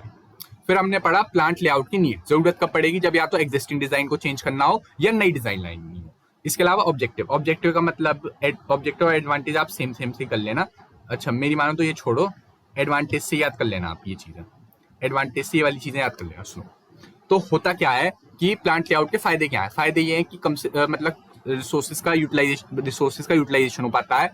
इसके अलावा एफिशिएंसी बढ़ती है, लेबर को कम टाइम या कम एफर्ट डालना पड़ता है, सामान को बार बार इधर उधर चेंज नहीं करना पड़ता, टर्नओवर कम होता है, बॉटलनेक यानी जो प्रॉब्लम्स होती हैं वो खत्म हो जाती है, मेरी वर्किंग कंडीशन अच्छी मिल पाती है। अच्छा ये चीजें होनी ही चाहिए एक प्लांट लेआउट में, ये चीजें तो होनी ही चाहिए एक प्लांट लेआउट में। क्या होना चाहिए, कम से कम मूवमेंट तो सामान का, फ्लो बना रहे, ऐसा ना हो कि फ्लो टूट रहा है बीच में सामान का। इसके अलावा देखें तो स्पेस पूरी तरह से यूटिलाइज होनी चाहिए, सेफ्टी बनी रहे, फ्लेक्सिबिलिटी बनी रहे, इंटरडिपेंडेंस आ जाए प्रोसेसेस के बीच में। अगर दो प्रोसेस इंटरडिपेंडेंट है उन्हें साइड बाय साइड लगा दो ना। इसके अलावा इंटीग्रेशन रहे, पूरी प्रोसेसेस ओवरऑल ढंग से काम करें ताकि टोटल कॉस्ट मिनिमम आए। इंटीग्रेशन मतलब होता है जोड़ना, तो ओवरऑल सारी प्रोसेसेस जुड़ी रहें, ऐसा ना हो एक प्रोसेस बीच में से अलग हो रही है तो अगर एक प्रोसेस भी अलग हो गई तो काम गया आपका। इसके अलावा देखें तो इन्वेस्टमेंट कम से कम लगानी पड़े, मतलब मशीन कम से कम लगानी पड़े। अब देखो क्या क्या चीजों का फर्क पड़ता है। फर्क इसका पड़ता है कि प्लांट लोकेशन कैसा है, मेरा प्रोडक्ट कैसा है, मेरी इंडस्ट्री कैसी है, मेरा एनवायरनमेंट कैसा है, मतलब अंदर का वो कैसे रखना है, सेफ्टी स्टैंडर्ड्स कैसे रखने हैं। इसके अलावा मेरे को रिपेयर मेंटेनेंस रखना है या नहीं रखना, बैलेंस वगैरह कैसे रखना ऑर्गेनाइजेशन का, या फिर मैनेजमेंट की पॉलिसी कैसी है। इन सब चीजों का फर्क पड़ता है प्लांट लेआउट को डिसाइड करते वक्त। इतनी वाली बात है, इससे ज्यादा कुछ नहीं। चलो एक सेकंड रुकना, बस एक सेकंड। चलो चलो आ जाओ। हाँ ये वाला पॉइंट है क्या ना स्पेटियल वाला, ये मैं बता दूंगा कल आपको। चलो आगे। अब देखो बिजनेस यूनिट्स का साइड्स। अब ये बिजनेस यूनिट होती क्या है। बिजनेस यूनिट का मतलब होता है एक इंडिपेंडेंट ट्रांजैक्शन प्रोसेसिंग एंटिटी है। ऊपर से चला गया, देखो ये मेरी ऑर्गेनाइजेशन है, ये मेरी ऑर्गेनाइजेशन है पूरी, ठीक। तो हो सकता है ये पूरी ऑर्गेनाइजेशन अपने आप में एक बिजनेस यूनिट हो सकता है मैं इस पूरी ऑर्गेनाइजेशन को ही बिजनेस यूनिट बोल रहा हूं, ठीक है। वरना हो सकता है इसमें प्रोडक्ट हो, जैसे देखो इसको मैं मान लेता हूं ये है मेरी एक कार यूनिट, ये है मेरा बाइक डिपार्टमेंट, ये है मेरा स्कूटी डिपार्टमेंट। तो इसमें आ गई 3 बिजनेस यूनिट्स, पहली बिजनेस यूनिट, दूसरी बिजनेस यूनिट या तीसरी बिजनेस यूनिट। या अगर इसमें एक ही प्रोडक्ट होता तो ये पूरी ऑर्गेनाइजेशन ही अपने आप में एक बिजनेस यूनिट हो जाती। दोबारा सुनो, बिजनेस यूनिट का मतलब होता है एक पर्टिकुलर डिवीजन डिपार्टमेंट और डिवीजन में अंतर होता है, इसके अंदर ही डिपार्टमेंट होते हैं, जैसे देखो प्रोडक्शन डिपार्टमेंट होगा, इसके अंदर सेल डिपार्टमेंट होगा, इसके अंदर फंक्शनल डिपार्टमेंट होगा, मतलब वो मार्केटिंग डिपार्टमेंट वगैरह मान लो, और भी कई तरह के डिपार्टमेंट होते हैं, वो सारे डिपार्टमेंट होंगे। ऐसे इसमें इसमें भी डिपार्टमेंट होंगे। तो डिवीजन के अंदर डिपार्टमेंट होते हैं, एक डिपार्टमेंट के ग्रुप को ही डिवीजन बोल देते हैं। डिवीजन जो होते हैं जनरली प्रोडक्ट के बेस पे बांटे जाते हैं जनरली। तो डिवीजन ये रहे, डिपार्टमेंट ये रहे। तो अगर मैं डिपार्टमेंट बोलता हूं तो ये, डिवीजन बोलता हूं तो ये, मतलब ओवरऑल जो प्रोडक्ट वाइज बांटे हैं, प्रोडक्ट वाइज बांटे तो डिवीजन, और फंक्शन वाइज बांटे तो डिपार्टमेंट। इतनी बात आप ध्यान रखना। अब देखो बिजनेस यूनिट, बिजनेस यूनिट का मतलब हुआ एक इंडिपेंडेंट, अगर मैं ओवरऑल बात करूं तो ये भी एक तरह से इंडिपेंडेंट होगी। किसी भी बिजनेस में उठा के देख लेना, अगर उसके 3 यूनिट्स हैं, जैसे जियो की बात करूं मैं, तो सपोज उसका रिटेल वाला काम है, उसका जियो मार्ट वाला काम है, और एक जियो वैसा सिम वाला काम है, तो अपने आप में इंडिपेंडेंट काम है, तो अपने आप में एक बिजनेस यूनिट होगी, तो इंडिपेंडेंट होना चाहिए। ठीक, इंडिपेंडेंट के अलावा ट्रांजेक्शन प्रोसेसिंग एंटिटी होनी चाहिए, वो ट्रांजेक्शन प्रोसेस करना उनका मेन एम होना चाहिए। देखो यहाँ पर मैं ट्रांजेक्शन कर रहा हूँ, या मैं किसी भी तरह की प्रोसेसिंग कर रहा हूँ, यहाँ पे भी किसी तरह की प्रोसेसिंग कर रहा हूँ, या किसी भी तरह की प्रोसेसिंग कर रहा हूँ, या किसी तरह की सर्विस दे रहा हूँ, तो वो हो गया मेरा एक इंडिपेंडेंट ट्रांजेक्शन प्रोसेसिंग एंटिटी, उसको मैं बोल दूंगा एक बिजनेस यूनिट। अब देखो होता क्या है, या तो ये ऑर्गेनाइजेशन होगी या सबसेट होगी एक ऑर्गेनाइजेशन का, या तो ये अपने आप में ऑर्गेनाइजेशन होगी एक बिजनेस यूनिट। अगर इसमें एक ही प्रोडक्ट होता तो मैं इसको ही बिजनेस यूनिट बोल देता, या फिर इसके अंदर जो सबसेट होंगे, इसका जो सबसेट है ना, ऑर्गेनाइजेशन का सबसेट, सबसेट मतलब होता है टुकड़ा, तो ऑर्गेनाइजेशन का एक टुकड़ा है कार, ऑर्गेनाइजेशन का एक टुकड़ा है कार, तो ये जो टुकड़ा है, इस टुकड़े को भी मैं बिजनेस यूनिट बोल दूंगा, इसमें कोई शक की बात नहीं है। तो ये जनरली होते हैं एक प्रॉफिट मेकिंग सेंटर, तो ये होते हैं बिजनेस यूनिट, एक जनरली अब प्रॉफिट मेकिंग सेंटर, इसमें कोई शक की बात नहीं है। ठीक, अब देखो सुनो, हाँ, तो इनके एक मार्केटिंग प्लान होते हैं, 1 head 1 goal 1 plan, division of work, आपने डिवीजन नहीं सॉरी क्या बोलते हैं उससे, एक प्रिंसिपल था, प्रिंसिपल ऑफ यूनिटी, आपने शायद 12th में पढ़ा हो, जिसमें डिपार्टमेंट बना देते थे, 1 डिवीजन 1 हेड 1 प्लांट। यहाँ पर एक डिविजनल मैनेजर होता है, वो डिविजनल मैनेजर आपका काम संभालता है, तो ये अपने आप में एक बिजनेस यूनिट होते हैं।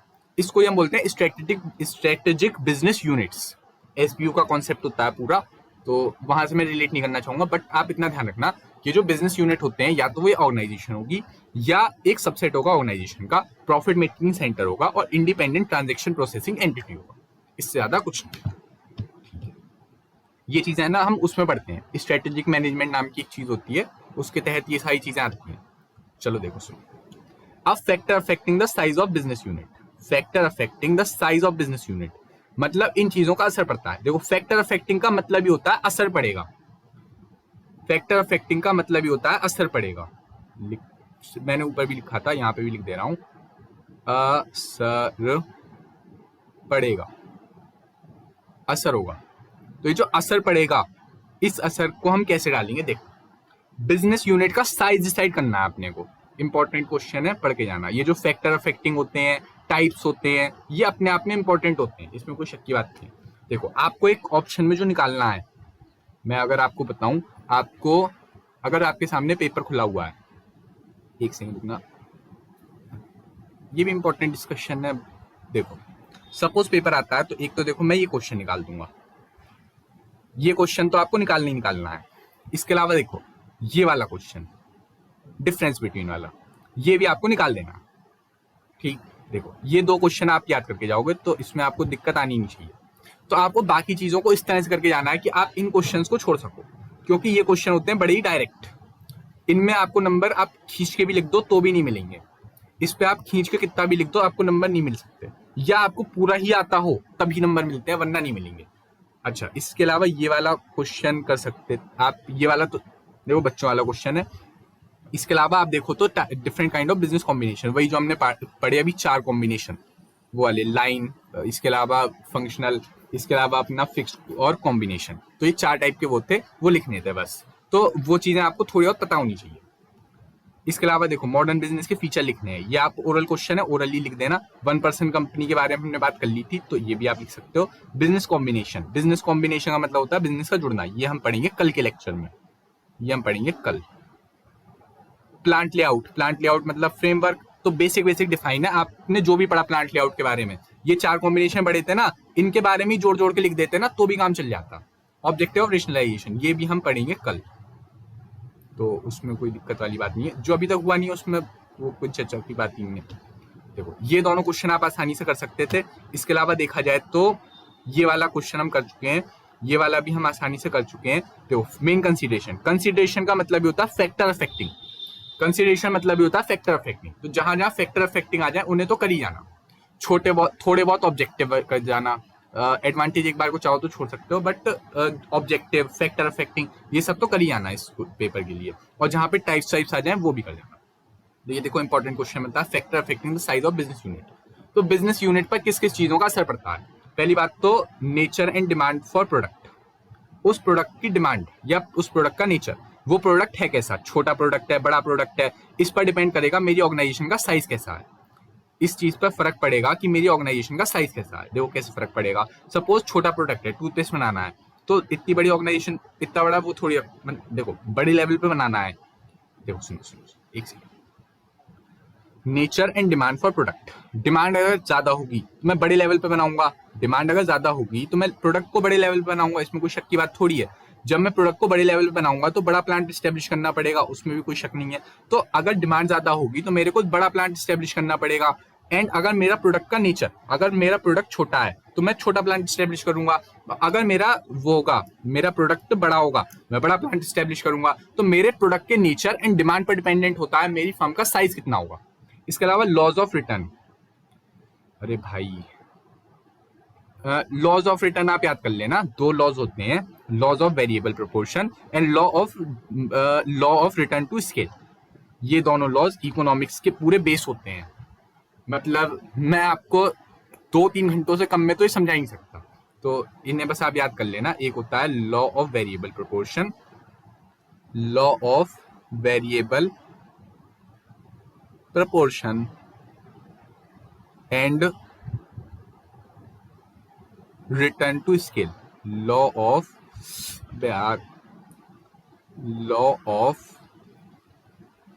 returns to scale। तो उन 2 लॉज की बात चल रही है। अगर आपने पढ़ रखे हैं ये 11th में तो अच्छी बात है, नहीं पढ़ रखे तो छोड़ो।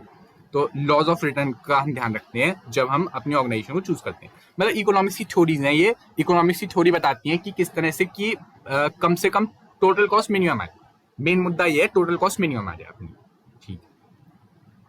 हाँ, ये टोटल कॉस्ट, मार्जिनल कॉस्ट, इन सब के एनालिसिस होते हैं, डीप में जाने का कोई मतलब ही नहीं है, छोड़ो। तो लॉज ऑफ रिटर्न का ध्यान रखते हैं हम लोग। इसके अलावा फाइनेंशियल रिक्वायरमेंट भी असर डालती है। सपोज मेरे पास बहुत पैसा है, बड़ा प्लांट लगाऊंगा, पैसा ही नहीं है तो चाह के ही बड़ा नहीं लगा पाऊंगा। अगर सपोज मेरे पास सोल प्रोप्राइटर या पार्टनरशिप है तो जितना पैसा होगा उस हिसाब से लगा लूंगा। कंपनी है तो मेरे को देखना पड़ेगा कि डिवेंचर से उठाऊं, इक्विटी से उठाऊं, और उठाऊं भी तो कितना उठाऊं, ये वाली चीज है। इसके अलावा देखो मार्केट, अगर मेरा मार्केट ज्यादा है, अगर मेरी डिमांड ज्यादा है, तो जब डिमांड ज्यादा होगी तो मैं ज्यादा उठाऊंगा, मतलब ज्यादा बड़ा प्लांट लगा दूंगा। और अगर डिमांड कम होगी तो कम छोटा वाला प्लांट लगाऊंगा। इसके अलावा देखो ट्रांसपोर्टेशन कॉस्ट, ये चीज भी असर डालती है मेरे प्लांट के साइज पर। सपोज ट्रांसपोर्टेशन कॉस्ट जरूरत से ज्यादा है, मैं जितना बनाता हूँ उससे ज्यादा तो ट्रांसपोर्टेशन कॉस्ट चली आती है, तो मैं कम बनाऊंगा। सॉरी गलत बोल दिया। अगर मैं कम बनाता हूँ तो मेरी ट्रांसपोर्टेशन कॉस्ट ही रिकवर नहीं हो पाती। अगर मैं कम बनाता हूं तो मेरी ट्रांसपोर्टेशन कॉस्ट ही रिकवर नहीं हो पाती। तो ऐसी कंडीशन में मैं ज्यादा बनाऊंगा तो मेरे लिए साइज बड़ा करना मंजूरी बन जाएगी, तो ट्रांसपोर्टेशन कॉस्ट का असर पड़ता है। इसके अलावा गवर्नमेंट रेगुलेशन, गवर्नमेंट बोलती है इससे ज्यादा बना ही नहीं सकते, गवर्नमेंट की पॉलिसी है तो उससे ज्यादा नहीं बना सकता। इसके अलावा गवर्नमेंट का हो सकता है कि उसने प्राइस डिसाइड कर रखा हो गवर्नमेंट ने, तो जब मेरे को कम प्राइस पर बेचना है तो मेरे को बल्क प्रोडक्शन करना पड़ेगा। जब बल्क प्रोडक्शन करना पड़ेगा तो उस वजह से मेरे को साइज बड़ा रखना पड़ेगा। दोनों कंडीशन बन सकती है। तो अगर देखो मैं बल्क प्रोडक्शन करता हूँ, बल्क प्रोडक्शन में देखो सुनो, अगर आप एक बल्क प्रोडक्शन कर रहे हो ना तो बल्क प्रोडक्शन में ओवरऑल कॉस्ट कम आती है, क्योंकि आपकी फिक्स कॉस्ट तो फिक्स है, वो पर यूनिट बढ़ जाती है। छोड़ो आगे बढ़ते हैं। Ability and efficiency of entrepreneur, अगर आप अच्छे एंटरप्रीनियर हो तो ये चीज भी असर डालेगी आपकी साइज के ऊपर, आपकी फर्म की साइज के ऊपर। तो ऐसा है, सपोज दैट मैं एक अच्छा एंटरप्रीनियर हूं, मैं कम जगह पर भी ज्यादा काम कर सकता हूं, समझ गए। तो मेरी इफेक्टिवनेस एंड एफिशिएंसी भी असर डालेगी उस पर, मेरे साइज पर। इसके अलावा देखो concentration and early start. Suppose that मेरे एरिया में सिर्फ मेरी ही एक फैक्ट्री है, तो उसका फर्क पड़ेगा मेरे साइज पर। और अगर मेरे एरिया में बहुत सारी फैक्ट्री हैं तो मेरे को कम प्रोडक्शन करना पड़ेगा, इस वजह से प्लांट साइज कम होगा। ये चीज अगर सपोज मैंने अर्ली स्टार्ट करा था, मतलब जो मेरा प्रमोशन था वो जल्दी हो गया, मेरे जैसी कोई इंडस्ट्री है ही नहीं दूर दूर तक, सपोज मेरे दूर दूर तक कोई इंडस्ट्री है ही नहीं, तो मेरे को ज्यादा प्रोडक्शन करना पड़ेगा, दैट्स वाई मेरे को बड़ा साइज रखना पड़ेगा। इसके अलावा देखो सपोज दैट मैंने पहले शुरू कर दिया, अब मैं चाहूंगा थोड़ी कोई दूसरा व्यक्ति भी मेरे साथ आकर मेरे साथ कंपटीशन करे, तो मैं पहले से इतना बड़ा मार्केट शेयर कैप्चर करके रखूंगा कि कोई बंदा मेरे आसपास भी ना आ पाए। तो दैट्स वाई मेरे को साइज डिसाइड करने के लिए, मतलब अगर मैंने अर्ली स्टार्ट करा तो मेरे आसपास कॉम्पिटिटर आ भी ना पाए, तो उसके लिए भी मैं वो करूंगा, मतलब अपने साइज को बड़ा रखूंगा। अगर मेरे को रिस्क ज्यादा चाहिए, अगर मेरे को रिस्क ज्यादा चाहिए अगर मेरे को रिस्क ज्यादा चाहिए, रिस्क का मतलब हुआ इस तरह का रिस्क की जैसे सपोज मेरे को रिस्क ज्यादा उठाना है तो मैं बड़ा प्लांट लगा दूंगा। अगर मैं रिस्क उठाने की काबिलियत नहीं रखता हूं, मेरे पास रिस्क उठाने की पावर ही नहीं है, तो ऐसी कंडीशन में मैं थोड़ा वो कम रखूंगा। इसके अलावा देखो प्रोडक्शन सिस्टम, अगर प्रोडक्शन सिस्टम अच्छा होगा मेरा, अगर मेरा प्रोडक्शन सिस्टम अच्छा होगा तो छोटे प्लांट में भी काम चल जाएगा, बट अगर प्रोडक्शन सिस्टम ही बेकार है तो मेरे को बड़ा प्लांट मजबूरी में लगाना पड़ेगा। अब सुनो, तो इन चीजों का फर्क पड़ता है एक बिजनेस यूनिट के ऊपर। किन किन चीजों का पड़ता है? तो फर्क ये पड़ता है कि मेरा प्रोडक्ट कैसा है, मेरे प्रोडक्ट की डिमांड कैसी है, मेरे लॉज ऑफ इस रिटर्न कैसे हैं, मतलब टोटल कॉस्ट कहाँ पे मिनिमम आ रही है, कैसी चीज है। इसके अलावा फाइनेंशियल रिक्वायरमेंट, मेरे पास पैसा कितना है, पैसे का फर्क पड़ेगा मेरे साइज पर। इसके अलावा फर्क पड़ेगा मेरे प्लांट के साइज पर मार्केट का, कि डिमांड कितनी है। अगर डिमांड ज्यादा होगी तो मेरा साइज ज्यादा होगा, साफ सीधी बात है। इसके अलावा ट्रांसपोर्टेशन कॉस्ट का भी फर्क पड़ता है। सपोज दैट ट्रांसपोर्टेशन कॉस्ट ज्यादा आ रही है, ऐसी कंडीशन में मैं क्या करूंगा कि ट्रांसपोर्टेशन कॉस्ट सपोज ज्यादा आ रही है, तो मैं क्या करूंगा, बल्क प्रोडक्शन करूंगा। बल्क प्रोडक्शन करने की वजह से ताकि मेरी ट्रांसपोर्टेशन कॉस्ट तो निकल जाए, तो ऐसी कंडीशन में मेरा साइज थोड़ा सा बड़ा होगा। गवर्नमेंट की रेगुलेशंस का फर्क पड़ता है मेरे साइज पर। इसके अलावा एंटरप्रीनियर की एबिलिटी का फर्क पड़ता है। अगर एंटरप्रीनियर ढंग से काम करेगा तो उसके मतलब अगर एंटरप्रीनियर बहुत ढंग से काम कर पाता है तो साइज ऑर्गेनाइजेशन का थोड़ा सा कम होगा। इसके अलावा मेरे आसपास अगर कोई एरिया नहीं है, अगर आसपास कोई इंडस्ट्री नहीं है, इसके अलावा अगर मैंने पहले से शुरू कर रखा है अपने बिजनेस को, तो मैं नहीं चाहूंगा कोई मेरे बिजनेस को टेक ओवर कर ले, तो इस वजह से मैं साइज बड़ा रखूंगा। अगर मैं ज्यादा रिस्क लेने को तैयार हूं तो साइज बड़ा रखूंगा। अगर मेरा प्रोडक्शन सिस्टम अच्छा है तो कम साइज में भी काम चल जाएगा। अब देखो ऑप्टिमम साइज। ऑप्टिमम का मतलब होता है प्रॉपर। मतलब कम रिसोर्सेज कम टाइम में ज्यादा काम। तो ऑप्टिमम साइज का मतलब होता है इस तरह का साइज डिसाइड करना जिसमें कम कॉस्ट कम टाइम में ज्यादा काम हो जाए। तो अगर इन चीजों का मैं परफेक्ट कॉम्बिनेशन बैठा दूं तो वो बन जाता है ऑप्टिमम साइज। अगर मैं इन चीजों का प्रॉपर कॉम्बिनेशन बैठा दूं, अगर मैं इन चीजों का प्रॉपर कॉम्बो बैठा दूं तो ऐसी कंडीशन में वो बन जाता है ऑप्टिमम साइज। ठीक, ऑप्टिमम साइज क्या हुआ? जहां पर मेरा प्रोडक्ट का नेचर और डिमांड पूरी तरह सेटिस्फाई हो जाए, लॉज ऑफ रिटर्न भी सेटिस्फाई हो रहे हो, ताकि total cost at last minimum आ रही हो। इसके अलावा फाइनेंशियल रिक्वायरमेंट के हिसाब से बनाऊंगा, मार्केट डिमांड को देखते हुए बनाऊंगा, ट्रांसपोर्टेशन कॉस्ट जहां पे मिनिमम आ रही हो वहां पर। इसके अलावा जो अपनी गवर्नमेंट सिक्योरिटी है, मैं ट्रांसपोर्टेशन कॉस्ट कवर हो जा रही हो वो जगह। इसके अलावा गवर्नमेंट रेगुलेशन के हिसाब से इन सब चीजों का ध्यान रखते हुए जब मैं एक प्रॉपर साइज बनाऊंगा, उस प्रॉपर साइज को मैं बोलूंगा ऑप्टिमम साइज ऑफ प्लांट। इससे ज्यादा कुछ नहीं। अब देखो ऑप्टिमम साइज पर फर्क डालने वाली चीजें क्या होती हैं। तो ऑप्टिमम साइज पर फर्क डालती हैं, देखो हालांकि इन चीजों का भी फर्क पड़ता है ऑप्टिमम साइज पर, इन चीजों का, बट ये 5 चीजें बहुत ज्यादा फर्क डालती हैं ऑप्टिमम साइज पर। ये अपना लास्ट टॉपिक है, इसके बाद कवर अप करेंगे। तो देखो सुनो, तो ऑप्टिमम साइज पर ये सारी चीजों का फर्क पड़ता है। अब फर्क पड़ने से पहले आप ये देखो, एक चीज होती है economies of scale. Economies of scale का मतलब होता है फायदा। और एक चीज होती है डिसइकोनॉमीज। एक होती है इकोनॉमीज ऑफ स्केल और एक चीज होती है डिसइकोनॉमीज। एक चीज होती है इकोनॉमीज ऑफ स्केल और एक चीज होती है डिसइकोनॉमीज। चलो,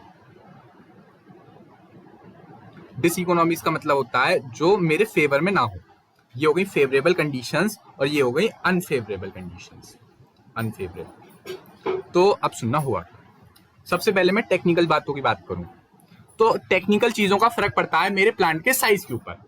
मेरी प्लांट का साइज सबसे बेस्ट कौन सा होगा, इस पर टेक्निकल फैक्टर्स असर डालते हैं। कैसे असर डालते हैं सुनना। सपोज मेरे पास टेक्नोलॉजी बहुत अच्छी है तो कम साइज में भी मैं काम ज्यादा कर पाऊंगा, तो टेक्निकल फैक्टर इस तरह से असर डालते हैं। इसके अलावा जो मेरे मैनेजरियल फैक्टर्स हैं, मैं बोला था ना आपसे कि मैनेजमेंट की पॉलिसी का फर्क पड़ता है। देखो ये रहा, मैनेजमेंट की पॉलिसी का फर्क पड़ता है। कहाँ गया, यहाँ पढ़ा था क्या, कहाँ पढ़ा था हमने, हाँ देखो, प्लांट लेआउट पर भी मैनेजमेंट की पॉलिसी का फर्क पड़ता है। अभी तक हम प्लांट लेआउट के बारे में बात कर रहे हैं, प्लांट लेआउट का ही एक पार्ट मान लो एक तरह से। प्लांट लेआउट में साइज कितना रखना है, प्लांट लेआउट का साइज कितना रखना, वही तो बात कर रहे हैं। तो मैनेजरियल पॉलिसी फर्क डालती है। ये सारी चीजें रिलेटेड होती हैं यार, कॉमर्स में जितनी भी चीजें पढ़ोगे आप देखना, टैक्स से लेकर के आप चाहे कॉस्टिंग उठा लो, चाहे आप वो उठा लो, इको उठा लो, चाहे आप ये उठा लो बिजनेस, चाहे आप अकाउंट उठा लो, कुछ भी उठा लो, सारी चीजें आपस में इंटरकनेक्टेड ही रहेंगी। चलो अब देखो सुनो, तो मैनेजरियल पॉइंट जो रहे, मतलब मैनेजरियल पॉलिसी का फर्क पड़ता है। अगर देखो टेक्निकल इकोनॉमीज है, आपको इस आंसर को कैसे लिखना है वो बता रहा हूं मैं। आप लिखोगे पहला पैरा टेक्निकल, टेक्निकल में डालोगे if there are technical economies, if there are technical economies then we would have a sufficient फायदा। मतलब अगर टेक्निकल इकोनॉमीज रहेंगी, टेक्निकल इकोनॉमीज रहेंगी तो फायदा होगा, टेक्निकल इकोनॉमी रहेंगी तो फायदा होगा, यानी टेक्नोलॉजी अच्छी रहेगी, दैट मीन्स कम मशीन में ज्यादा काम हो जाएगा। जब कम मशीन में ज्यादा काम हो जाएगा तो हम साइज को छोटा रखेंगे। बट अगर टेक्निकल डिसइकोनॉमीज है, बट अगर टेक्निकल डिसइकोनॉमीज है तो ऐसी कंडीशन में मैं क्या करूंगा, मैं बोलूंगा कि कम मेरे को टेक्निकल टेक्निक, देखो मेरे पास टेक्नोलॉजिकल डिसइकोनॉमी है, मतलब मेरे पास अनफेवरेबल कंडीशन बैठ रही है। जब मेरे को अनफेवरेबल कंडीशन बैठ रही है तो ऐसी कंडीशन है मेरे को साइज थोड़ा सा बड़ा रखना पड़ेगा। अब देखो मैनेजर पॉलिसी अच्छी है, मैनेजर की पॉलिसी अच्छी है, मैनेजर की पॉलिसी से इकोनॉमीज आ रही हैं। जब मैनेजर की पॉलिसी से इकोनॉमीज आ रही हैं तो पॉलिसी को फॉलो कर लो, अच्छा रहेगा, प्लांट साइज छोटा रखो। बट अगर मैनेजर की पॉलिसी से डिस इकोनॉमी आ रही है तो ऐसी कंडीशन में प्लांट साइज को थोड़ा सा बड़ा रखना पड़ेगा। इसके अलावा फाइनेंशियल, पैसा है बड़ा रखो, नहीं है छोटा रखो। मार्केटिंग, अगर देखो आप मार्केटिंग सही से कर पा रहे हो, आपकी डिमांड अच्छी है, अगर आपकी डिमांड अच्छी है, अगर आपकी डिमांड अच्छी है, देखो ये रहा, अगर आपकी डिमांड अच्छी है तो ऐसी कंडीशन में आप बोलोगे कि मैं क्या करूंगा, अगर आपकी डिमांड अच्छी है तो डिमांड की कंडीशन में आप बड़ा प्लांट रखोगे। अगर आपकी डिमांड डिसइकोनॉमीज में जा रही है, आपका नुकसान हो रहा है डिमांड के केस में, मार्केटिंग सही से नहीं कर पा रहे हो, तो ऐसी कंडीशन में आप साइज छोटा रखना। इसके अलावा रिस्क, अगर देखो रिस्क लेने को तैयार हो, अगर रिस्क लेने को तैयार हो और रिस्क से आ रही है अपॉर्चुनिटी, रिस्क लेने को तैयार भी हो और इससे अपॉर्चुनिटी भी आ रही है तो रिस्क ले डालो। लेकिन अगर रिस्क से आ रहा हो थ्रेट, मतलब नुकसान हो रहा हो रिस्क लेने से, तो ऐसी कंडीशन में आप रिस्क नहीं लोगे। इतनी वाली बात आपके साथ करिए। That's how we completed. तो अभी तक हमने जो 3 चैप्टर पढ़े, इनको मैं एक बार बहुत ही जल्दी सम अप कर दूं। देखो देखो देखो देखो, सुनो सुनो सुनो, plant location, plant layout and business unit, ये हमने पढ़े प्रोड्यूसर के पॉइंट ऑफ व्यू से। मतलब मेरा प्लांट का एक्चुअल साइज कितना होगा, मेरे प्लांट की लोकेशन क्या होगी, मेरा प्लांट अंदर से कितना होगा, और उस अंदर से होने के बाद उसकी यूनिट का साइज कितना होगा। मतलब वो जो प्लांट लेआउट है या जो बिजनेस यूनिट है उसका साइज कितना होगा। तो उस साइज के बारे में हमने चीजें पढ़ी, जो चीजें असर डालती हैं तीनों पर ही असर डालती है, साफ सीधी बात है, तीनों में लगभग सेम सेम सही पॉइंट है, आप एक बार देख लेना। अब सुनो, इसके अंदर आपको 2 थ्योरीज को इग्नोर कर सकते हो, एक तो वेबर की थ्योरी है और एक थ्योरी और है, तो वो थ्योरीज को आप छोड़ सकते हो एग्जाम पॉइंट ऑफ व्यू से। देखो क्वेश्चन आएगा, ऑप्शन में निकाल देना, मैं एग्जाम पॉइंट से उससे प्रीफर नहीं करूंगा, आप एक बार को छोड़ सकते हो। अगर आप रट सकते हो तो रट डालो, मना नहीं कर रहा, बट नॉर्मली अगर एक नॉर्मल बंदा मेरे से पूछ रहा है तो मैं मना कर दूंगा। देखो ये वाला टॉपिक बड़ा ही सिंपल सा है, इसमें आप एक बार केवल नजर मार जाना। ये वाला मैंने आपको एक क्वेश्चन दिया था बस ये वाली चीज के लिए। अच्छा सुनो सुनो सुनो, एक चीज बता दूं, ये जो प्रमोशन वाला पार्ट है ये आपको रटना पड़ेगा, इसमें 3 से 4 क्वेश्चन होंगे वो आपको रटने पड़ेंगे, उसमें मैं कुछ वो नहीं कर सकता। जैसे देखो हाँ, प्रमोशन का देखो, ये 1 क्वेश्चन, 2 क्वेश्चन, 3 क्वेश्चन और ये वाला 3 क्वेश्चन आपको याद करने पड़ेंगे, इसमें मैं मतलब कुछ कर नहीं सकता, ये आपको याद करने पड़ेंगे। प्रमोशन की डिफाइन जरूर कर जाना। अब देखो, एक ये वाला पॉइंट है ना, इस वाले पॉइंट के बेस पर आप किसी भी तरह का आंसर लिख पाओगे। इन 5 में से कुछ भी आ जाए, आप हर तरह का आंसर लिख पाओगे। जैसे देखो मैं दिखा दे रहा हूँ, अगर सोल प्रोप्राइटर क्वेश्चन आता है, सोल प्रोप्राइटर के फायदे लिखो। फायदे क्या लिखेंगे? ईज इन फॉर्मेशन, फॉर्मेशन में इजी रहता है। फाइनेंशियल, देखो फाइनेंसिंग इसका डिसएडवांटेज हो गया, तो डिसएडवांटेज में डाल देना। लायबिलिटी, लायबिलिटी अनलिमिटेड होती है, नुकसान हो गया, डिसएडवांटेज में डाल देना। इंटरेस्ट, इंटरेस्ट ट्रांसफर कर सकते हैं बाई विल, तो या फायदे में डाल देना। इसके अलावा मैनेजमेंट, मैनेजमेंट एक बंदा कर सकता है, बट एक बंदा कितनी मैनेजमेंट करेगा, तो ये फायदा भी हो गया, नुकसान भी हो गया।